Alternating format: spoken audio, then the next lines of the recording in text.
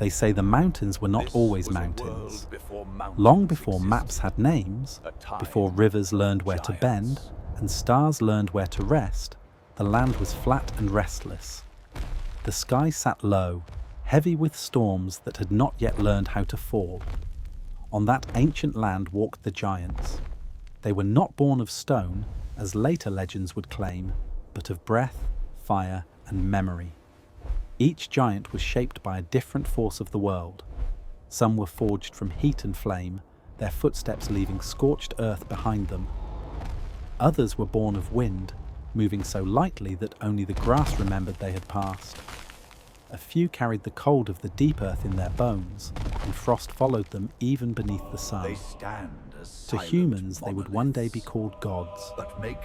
To the earth, they were something far more dangerous. The largest among them was Thalos, known as the first step.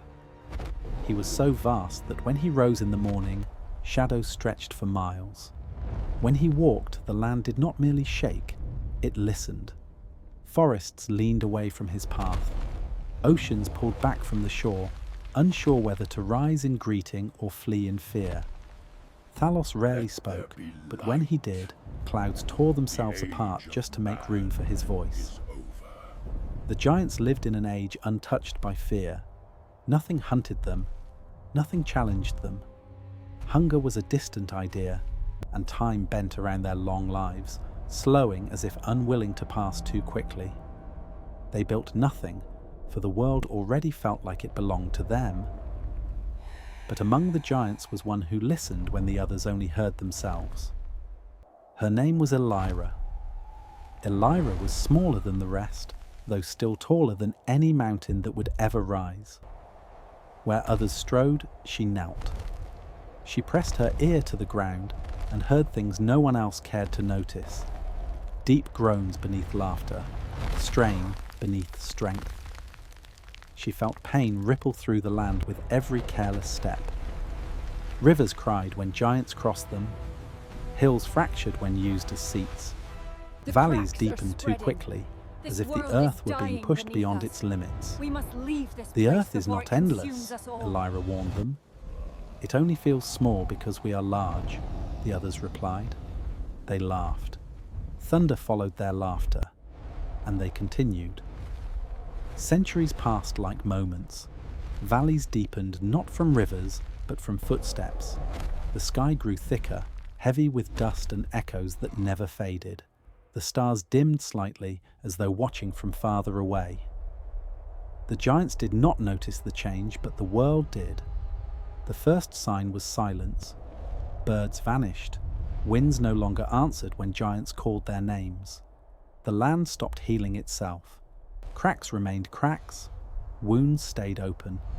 Even the sun felt distant, its warmth weaker, as though the earth itself were growing tired of holding it up. Then Thalos fell, not from battle, not from age, but from standing still. At the edge of the world, Thalos paused, one foot and raised, as if deciding where to step next. Beneath him, the land gave way, not violently, but finally. The ground collapsed inward, dragging him down. He reached for the sky, calling its name for the first time in fear, but the sky did not reach back. When Thalos struck the earth, the sound did not echo. It became a mountain. The giants gathered, confused and terrified for the first time. They tried to lift Thalos, but his body had already hardened. His breath slowed until it stopped. His eyes dulled into stone. Where he lay, jagged peaks rose, unmoving and eternal, casting long shadows that never fully left. Panic spread. Some giants fled to the seas, believing the water would forgive them. It did not. They sank beneath their own weight and became chains of islands, their backs breaking the surface, their faces forever turned toward the sky. Others climbed into the clouds, hoping to escape the land entirely, but the cold made them brittle, and they shattered into endless storms that still roamed the world. A few tried to sleep, believing rest would protect them. They never woke. Elra remained. She stood alone in a broken world, surrounded by the remains of her kind, and finally understood. The earth was not angry, it was exhausted. It was protecting itself the only way it could, by refusing to carry them any longer.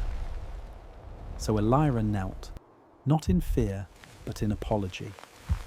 She pressed her hands into the soil and gave something no giant had ever offered before: her strength, her height, her time.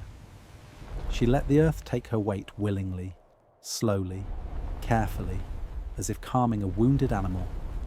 Her body sank into the ground, her bones stretched into hills, her spine curved into long ridges, her hair spread into forests, roots drinking deep from her memory. Her blood became rivers that knew how to flow gently.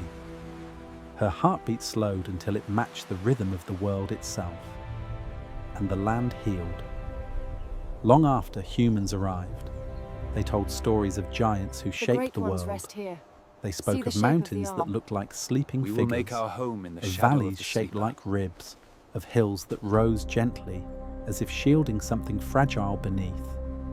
They never realized the truth. The giants did not disappear. They learned how to be still so the world could move. And sometimes, when the ground trembles softly beneath your feet, it is not an earthquake. It is a giant breathing, careful not to wake.